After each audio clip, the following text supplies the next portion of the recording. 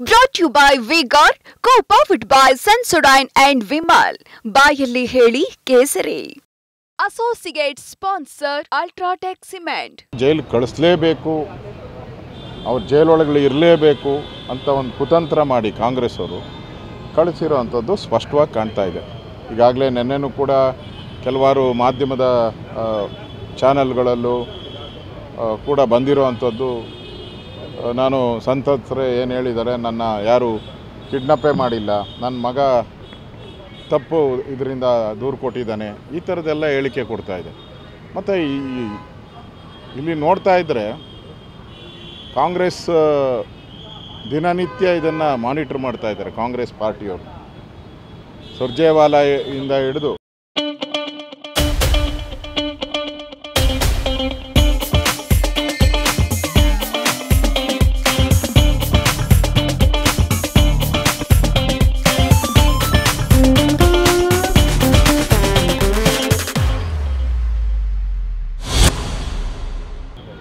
Siddaramaiah, D K Shivakumar ಎಲ್ಲರೂ daily monitor ಮಾಡ್ತಾ ಇದ್ದಾರೆ.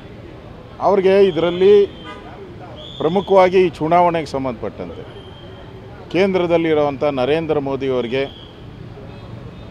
ನಾವು ವೆಸ್ಟ್ ಬೆಂಗಾಲ್ ಆಗಿರೋ ಘಟನೆಯನ್ನು ಇದನ್ನು ಅಲ್ಲಿಗೆ ಟ್ಯಾಗ್ ಮಾಡಬೇಕು, ಕೇಂದ್ರ ಸರ್ಕಾರಕ್ಕೆ ಕೆಟ್ಟ ಹೆಸರು ತರಬೇಕು ಅನ್ನೋ ಒಂದೇ ಒಂದು ಉದ್ದೇಶದಿಂದ ಬೇಗ ಎಲ್ಲ ಏನೋ ಅವಶ್ಯಕತೆ ಇರಲಿಲ್ಲ. ರೇವಣ್ಣವರು ನಿಧಾನದಾಗ ಅದೆಲ್ಲ ಪರಿಶೀಲನೆ ಮಾಡಿ SIT ಅವರು ಅದನ್ನು ಸ್ಥಳ ಮಂಜೂರು ಎಲ್ಲ ನೋಡಿ ಮಾಡೋಕ್ಕೆ ಅವಕಾಶ ಇದ್ದರೆ ಮಾಡ್ಬೋದಾಯಿತು.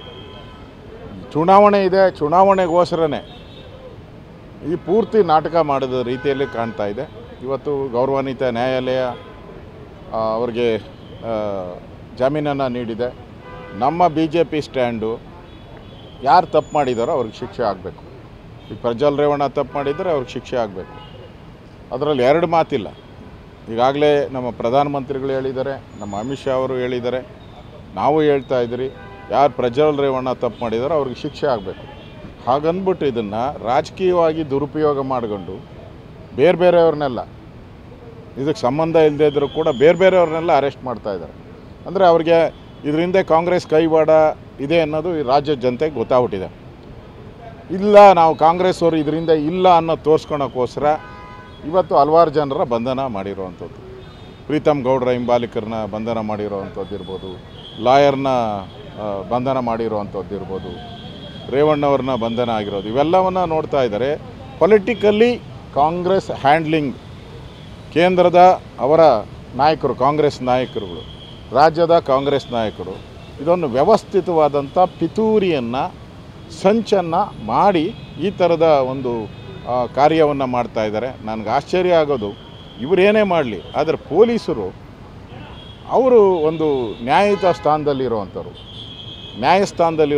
ಪೊಲೀಸರು. ಅವರು ಇದೆಲ್ಲ ಪರಿಶೀಲನೆ ಮಾಡದೆ ಏಕಾಏಕಿ ಹೋಗಿ ದೇವೇಗೌಡರು ಮನೆಯಿಂದ ಹೋಗಿ ಎಳ್ಕೊಂಬಂದು ಬಂದಿಸೋ ಅಂಥ ಅವಶ್ಯಕತೆ ಏನಿತ್ತು?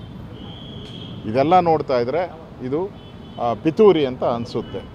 ಉಪ್ಪು ತಿಂದವ್ರು ಯಾರಿದ್ದಾರೆ ಅವ್ರು ನೀರು ಕುಡಿಲೇಬೇಕು, ಅವರು ಕುಡಿಯಲಿ, ಕಾನೂನಿಗಿಂತ ದೊಡ್ಡವ್ರು ಯಾರೂ ಇಲ್ಲ. ಇದು ನಮ್ಮ stand. Brought to you by Vigor, co-powered by Sensodyne and Vimal. ಬಾಯಲ್ಲಿ ಹೇಳಿ ಕೇಸರಿ. Associate sponsor Ultratech Cement.